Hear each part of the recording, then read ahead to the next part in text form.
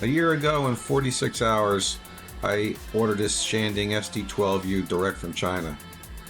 I've used it for trenching, pond construction, moving things, weed eating, raking, and countless other things. Today I'll cover the 5 things I like and the 5 things I don't like. What broke, what didn't break, and most importantly, whether I'd buy this machine again. And honestly, the answer isn't as simple as yes or no. All right, so before we get to what I like and dislike about the machine, one question everybody's going to want to know is what broke since I've owned it? And surprisingly, not really anything. The seatbelt broke. I've had the tracks come off a bunch of times, and not crazy with the way that it's put back on or tensioned, but things like hydraulic cylinders, if you can see, the pins are still nice and tight. I didn't have any hydraulic leaks. No engine issues. No issues with the pilot controls. And no issues with the Planetary drive motors. So from that perspective, there's not much to say other than when you hear cheap Chinese excavator, maybe they're not all that cheap. All right, so let's get to some of the things I don't like about the machine or parts of the machine. And some of them might be nitpicky, but they're worth mentioning anyway. Number one, this thing, completely useless. That's the cover for the operator area's feet. It didn't make it past day one. Number two, the foot pedal covers. I tried leaving them on, but eventually we just went with grip tape directly on it because I got tired of playing around with that. The track quality. I don't think these tracks are that great. You can see I'm already getting steel wire coming through here. This is only 46 hours of track wear. You might not be able to see it, but a lot of the nubs in here are already breaking up. So I suspect I'm gonna have to replace those fairly soon. And then we're gonna get to the seatbelt, the infamous seatbelt. This broke within 2 days. Now, have I used the seatbelt? I felt like I needed to use it since then? No, but it was chintzy, just like you can see the receiver end of this is chintzy. I don't think it would have kept me inside the operator cabin anyway, should there have been a rollover.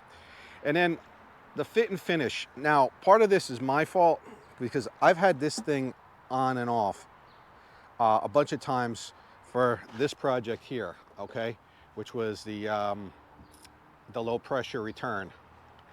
But I could not get this thing to seal back up. I don't like the way that Shanding just used sheet metal screws here. This piece here is really thin and chintzy. This one is nice. The front, you bolt it in, it stays, it's perfectly aligned. This one, I can't get it back aligned. There's a few fit and, a few finish issues here too. You can see Shanding missed all along here. They missed the paint. This is not scratches from me. You can see it all along here too. So I would need some touch-up paint. And my machine in the wintertime, it lives inside the garage, but in the summer and spring, it stays outside. All right, so let's get into it. What are the top 5 things that I like about this machine? And I'm going to skip right over the fact that it's reliable. Everybody would want a reliable machine. The pilot controls and the Kubota diesel, those are things that you would order, and I've had no issues with those. But the ones I'm talking about are a little bit more unique to the machine. So, number one, I like the full Planetary drive 2-speed walking motors. The switch is right here. There are times when I want to travel across the property faster than a total crawl, and it's nice to have that. Plus, these are Planetary drives, which are indicative of what you'd find on more expensive equipment, and they're much more robust than one of those BMR style motors that the typical cheaper ones have. Number two, I like the design that Shanding used for the auxiliary hydraulics. They've got a substantial bracket here.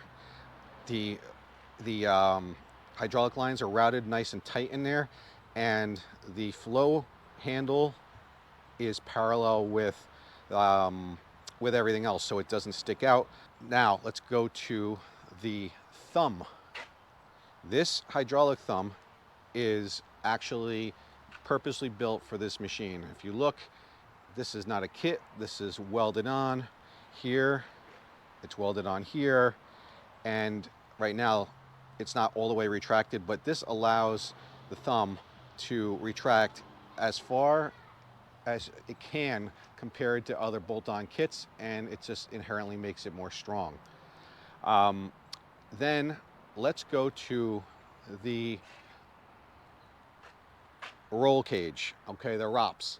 Now I've modified this to put in pins, but this is simple to take on and off, and I like that because I cannot get it inside that garage without removing it, so it makes it something that I'm able to garage when I can. And the last thing that I like is the retractable tracks.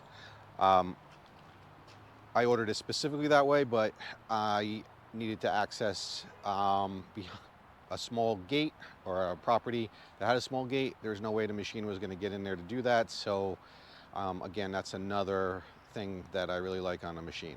All right, so would I buy this machine again today as we see it? And the answer is yes, because it had what I wanted. It had features that weren't available really on any other machine, and I've been happy with my ownership so far.